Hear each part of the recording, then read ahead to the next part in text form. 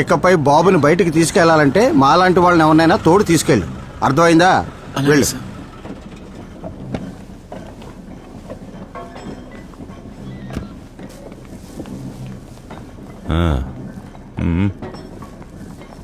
Good morning sir. ఏంటి problem? ఏంటయ్యా? పిల్లాడితో ఉంటే అనుమానం వచ్చి తీసుకొచ్చాను సార్. ఫోన్ చేసి కనుక్కుంటే వాళ్ళ అబ్బాయి అని తెలిసింది, అందుకే పంపించేస్తున్నా. ఫోన్ చేసి కనుక్కున్నారా? నంబర్ ఎవరిచ్చారు? తనే కదా, సెటప్ చేసి ఉండొచ్చుగా.